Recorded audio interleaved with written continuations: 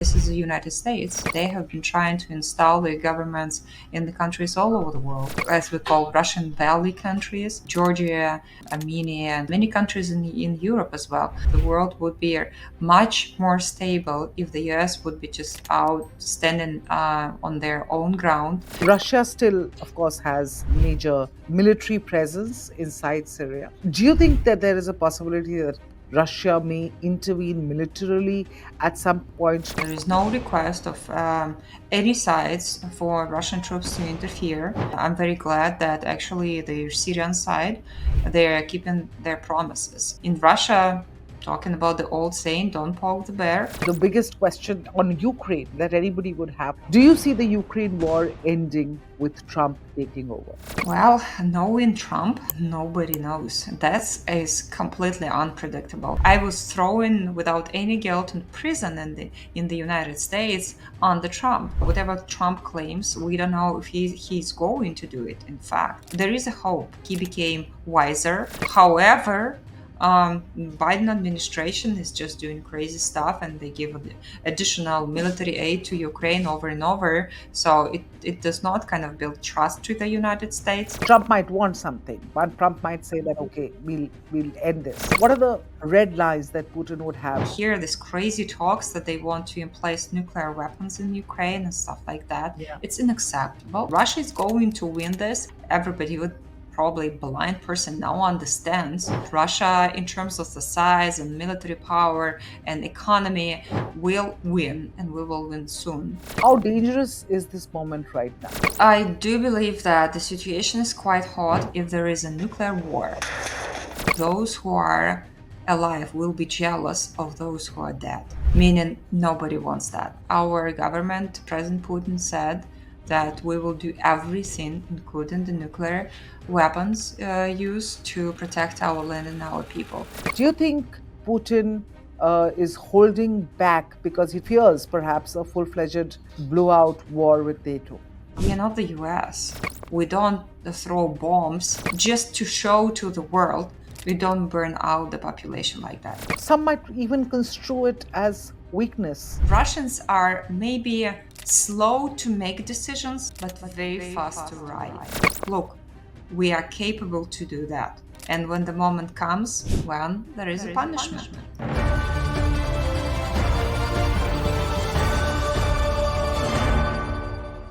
You're watching The Times of India. I'm Aditi Prasad, and with me is Maria Butina. She's a Russian politician and a former entrepreneur. Maria, in fact, was convicted in 2018 of acting as an unregistered foreign agent of Russia within the United States. And we will talk to her about that phase and her experiences inside prison in the second half of this episode. But I would like to start by welcoming her and asking her the most important question on everybody's mind about Russia today. The dramatic developments in Syria, Maria, over the last 2 weeks, your reaction? Well, first of all, we should be always, and we are, very trustworthy to all partners. And we do deeply worry about people in Syria, citizens that are stuck in Syria. We are now evacuating people. And we made sure that all the personnel, diplomats, and the military guys who are in Syria are safe and secure. And we're very happy that the Syrian opposition promised us to keep those people in safety. And also, we see now that there are quite a few of refugees that are coming to Russia. And if they need help, if they need food, if they need protection, we will give it. This man, Assad, he had been ruling Syria with the Russian backing, of course, for the last almost several decades. But it all came undone in just about 12 days. What went wrong? Well, I would say that it's better to judge the situation by those people who are in Syria today, by the Syrians, because Russia is always pro multipolar world, and we believe that every country has its right to be a sovereign state and to make their own choice. What we see today in Syria, I don't think it happened yesterday and just for one day, but there were certain things going on, and I believe that there are involved, unfortunately, external forces as well. But the years and years to come to actually to understand what was the reason of what just happened. For right now, as I mentioned before, the number one priority is to keep just people safe and secure.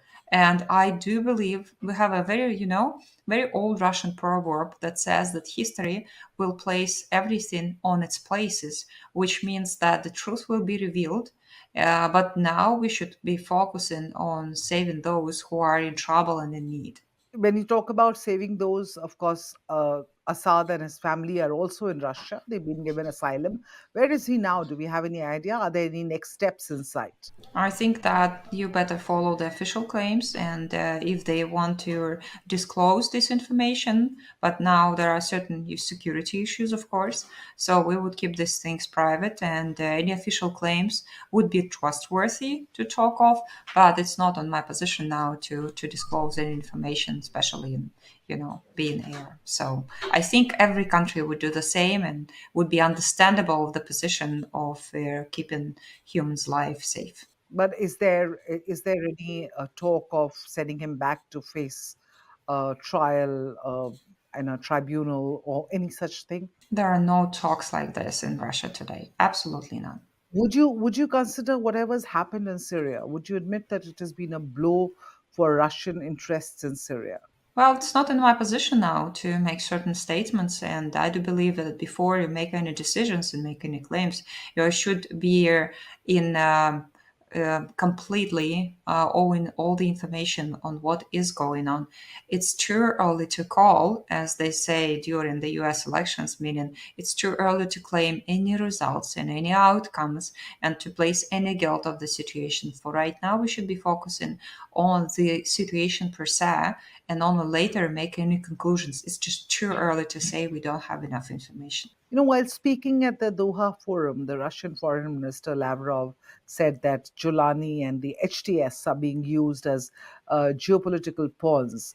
Who would you do you think is using them as per Russia, and to what gain? Well, as well as we know today, there are a lot of forces that are trying to play their own games. And the number one forces like this is the country that tries to view themselves as a hegemon. This is the United States, and they have been trying to install their governments in the countries all over the world, including the Russian, as we call Russian Valley countries, which means the Caucasus, and the countries are like Georgia and Armenia and so on, and many countries in Europe as well. So I do believe that the world would be much more stable if the US would be just out standing on their own ground without trying to interfere in the situation on our continent. They're trying to increase their influence to such countries as well as India, and we see it every day by just trying to place the people anywhere and to play with humans' lives.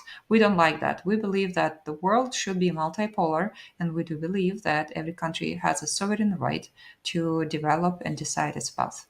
The Syrian regime change exploded despite Russia talking to Turkey and Iran at the Doha Forum. That's on record.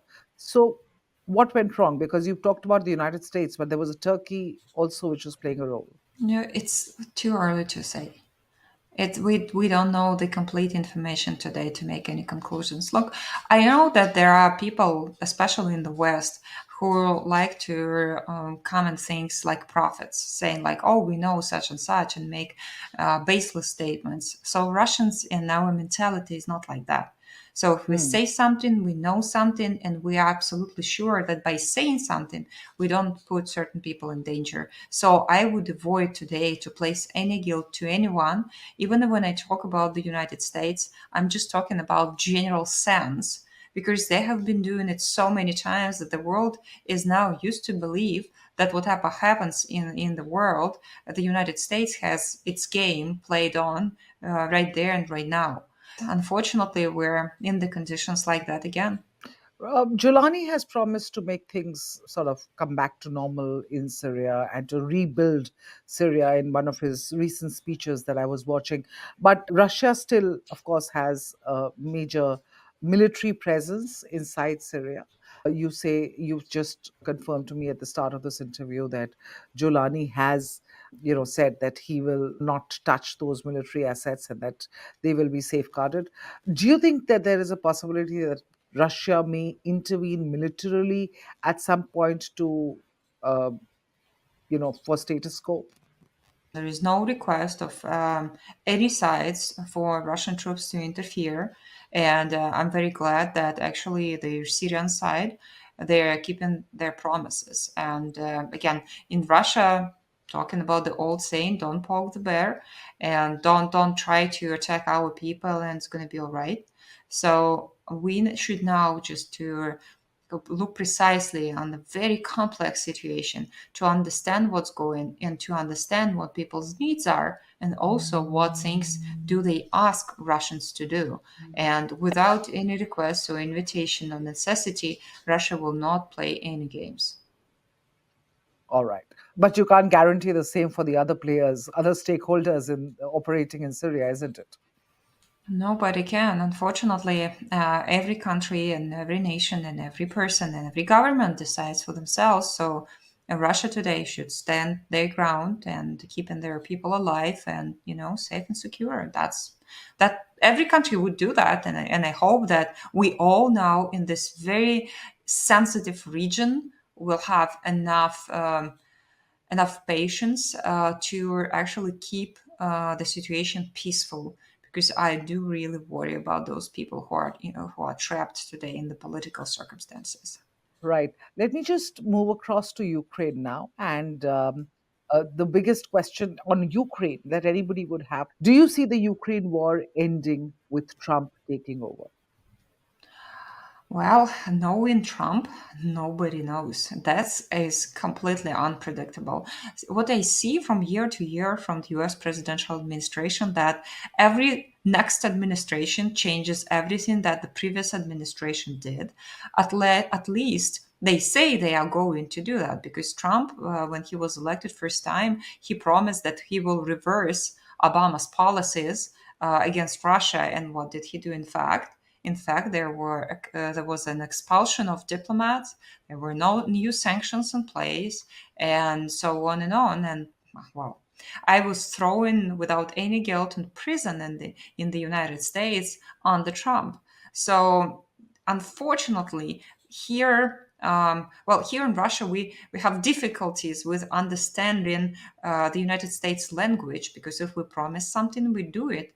And in the US, whatever Trump claims, we don't know if he's going to do it, in fact. So there is a hope, okay? What gives me hope is that he became wiser. And I see that he is forming his cabinet now wisely as well. So last time I was following, kind of precisely watching what's going on in the Trump administration, and he was just having this constant change of people every like 2 or 3 months. And Hmm. we hope now that he will have a stable team that will be absolutely confident and that will keep the word that the president gives. So there is a chance if he wants to do it, but so far we don't see it very much because he is now president-elect. However, Biden administration is just doing crazy stuff, and they give additional military aid to Ukraine over and over. So it does not kind of build trust to the United States. But yeah, I think United States can do it. Great hope. Would they do it? Nobody knows. What conditions would Putin have for such a peace or such an end of war to come about? Trump might want something, but Trump might say that okay, we'll end this. But what are the red lines that Putin would have? Well, I would probably talk about the red lines. I would more probably talk about the conditions that were actually out loudly spoken at the beginning of their special military operation. So we said that we want no Nazi in the Ukrainian government, denazification and demilitarization, meaning Ukraine cannot have any status in NATO. And especially now, I hear these crazy talks that they want to place nuclear weapons in Ukraine and stuff like that. Yeah. It's unacceptable. There are countries that are nuclear weapons owners, and the world is agreed to keep it this way. So any negotiations that are broken are not leading the world to peace. So Russia placed its conditions, and we are very consistent in our word, meaning we will keep that stable. Russia is going to win this. Everybody with probably blind person now understands that Russia, in terms of the size and military power and economy, will win, and we will win soon. That means that the US should find the right words to actually negotiate with Russia. Unfortunately, the Ukrainian side, they lost their sovereignty a long time ago, long before the special military operation. So I don't know if they are a part of negotiations, even though they could be, because by pushing Zelensky, Biden basically made Ukraine to sign a certain decree that does not allow Ukraine to hold any negotiations, even if they want to, which is crazy. So they should first cancel their own decree of not of the impossibility to talk to Hmm. Russia, which is like it's a new precedent in the history, placing on yourself a decree of non-negotiable position. This is just crazy. But however, they did it, and there are certain law actions to be done before they become and they sit on the table and they talk with Russians. For right now, I do believe that definitely Russia will be talking to their hegemon that controls Ukraine, and this is the US. You talked about the nuclear option, and we have the ATACMS missiles being used by the Ukrainians. We have Russia now using its new hypersonic missile, the Oreshnik. We have a lot of nuclear talk happening about uh, placing nukes on Ukrainian soil, etc. How dangerous is this moment right now? Well, I do believe that the situation is quite hot, but I do believe that people can keep their minds cold. Meaning, look, I will give you an example of the wisdom that I have in my family. So, my father always says that if there is a nuclear war, those who are alive will be jealous of those who are dead, meaning nobody wants that. Nobody wants nuclear conflict, and I hope that there are no crazy people that actually accept or potentially accept such a situation to be in the world, because look, the whole world is going to be blown up. And I'm talking about this over and over again, and we don't want to live in the world like that. I hope that we will kind of be reluctant to do anything like that. But if Russian territory is in danger, our government, President Putin, said that we will do everything, including the nuclear weapons used to protect our land and our people. Any country would do that. But I hope that we still have contacts between military going on, and that no one side is going to do a crucial step that will ruin the very fragile world that we have today. Russia always has had more powerful weapons than Ukraine. So how is it that a war or an invasion, as West calls it, of Ukraine that started in 2022 is still continuing 2 years later? Frankly, when it began, a lot of us thought that this is going to be a slam dunk in favor of Russia, but clearly that didn't pan out in that way. Do you think Putin is holding back because he fears perhaps a full-fledged blowout war with NATO? Well, I do think the reason is a bit different, because I know I am Russian. I know Russian mentality, and it's more about saving lives. Look, if we wanted to just, clean the ground with a human population, with all the weapons that we have, don't you think we could do it? Absolutely. Just burn it out. But there are people there. There are people who have houses. There are mostly people who now left in Ukraine. Those people are just people who retired. These are old ladies and old men and women. Those are kids. And yes, we are very reluctant to use the deadly weapon to just burn out the ground. We are not the US. We don't throw bombs on Hiroshima and Nagasaki like they did, just to show to the world we don't burn out the population like that. Okay, that's the reason. So Russia is hoping that Ukraine is gonna do whatever they should to negotiate, and so peace is established. However, we're trying to save every life. Russia is attacking military bases, yes. However, we try to do our best to save civilian infrastructure and civilian lives. And we take Ukrainian refugees. I know I serve in the Foreign Relations Committee. I know how many people today flee to Russia to their relatives because there are with the two nations, Russians and Ukrainians, are so close that the whole this situation looks like more, a civil war. And Mm. people they come to their homes, and I me personally. Some might even construe it as weakness on Russia's part because that's what's happening, isn't it? Putin said no weapons to Ukraine, or that was allowed. Putin said no long range weapons, missiles inside Ukraine. That was allowed. Biden's okayed that.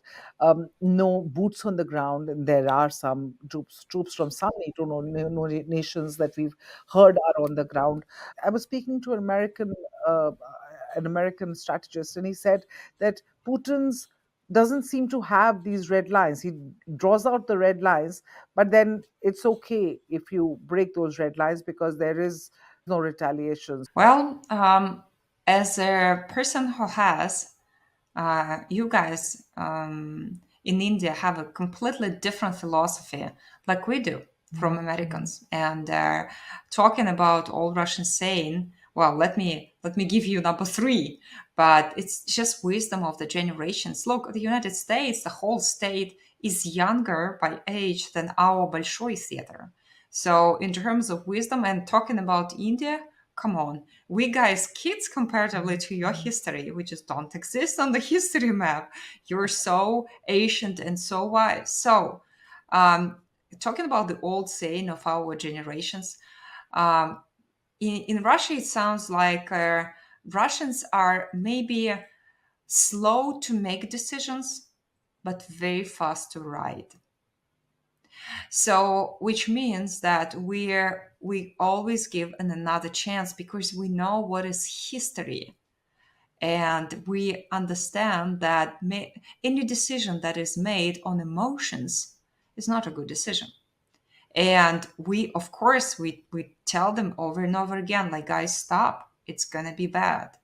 And we're incredibly patient, but when the moment comes, well, we already showed the Oreshnik, this new hypersonic missile. That was like a first poke saying, like, look, we are capable to do that. We do have nuclear weapons, but we are, well, in terms of the history, the US for us are, and for you too, are like little kids. And what do you do when little kids are don't want to act in a way they should? Well, you typically say, like, you better stop. And when the moment comes, well, there is a punishment. So I hope that the punishment stage won't come. And I cannot even imagine how tough is this for President Putin to be patient, knowing that you are absolutely capable of blowing up the whole thing. But he knows that the world needs the future. This is why when we talked about Syria, I one might say, why won't just blow out everything? But wait a minute, it's a history place. There are generations of those who saved the pieces of the precious culture there. Oh boy, India knows about it.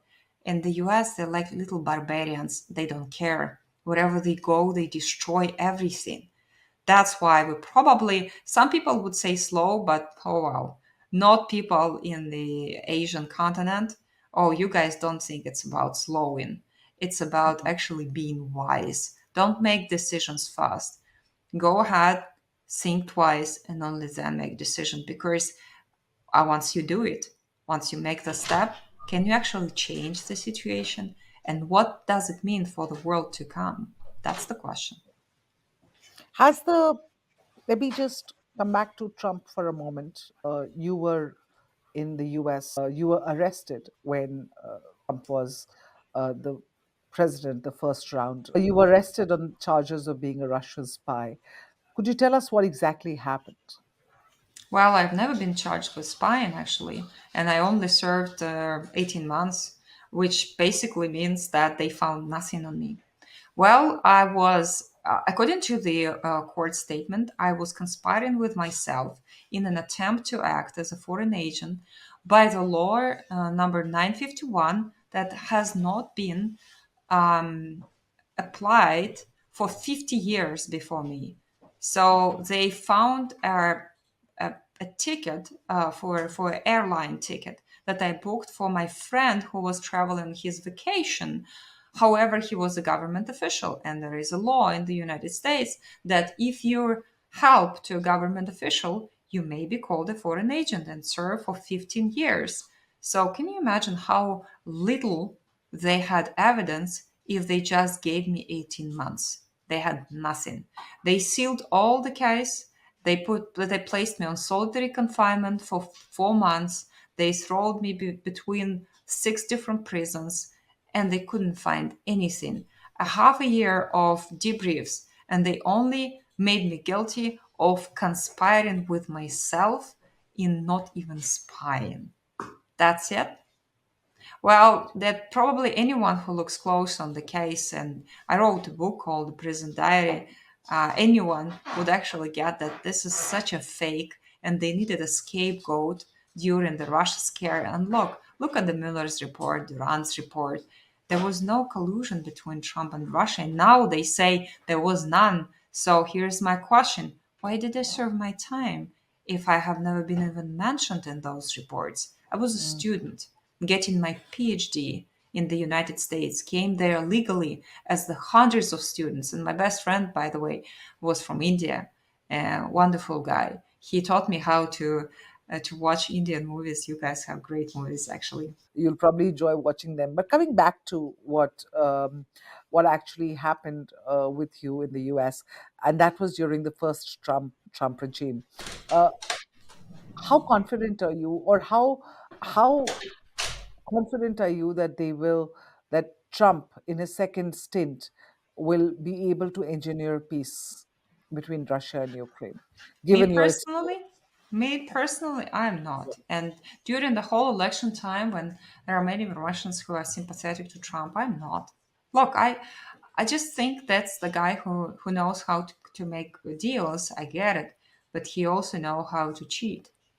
And I don't see that. I mean, I'd love to have negotiations with someone and to make deals with someone who keeps his word. And we hear so many words from the US, but words, words, words, but nothing in fact. And I don't think that the current administration, the previous administration, is can be trusted. That's the problem, and the distrust forms suspiciousness, and suspiciousness doesn't give people to make good negotiations. So I have hope, but no confidence. when you say I have hope and not confidence, is that would that statement be true even for people inside Kremlin?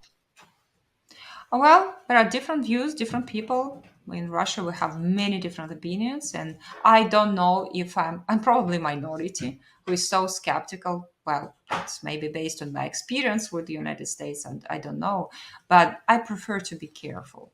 I don't hate the nation, but I am distrustful to the government. I prefer to be careful. Okay, All right. Thank you so much for talking to us. thank you.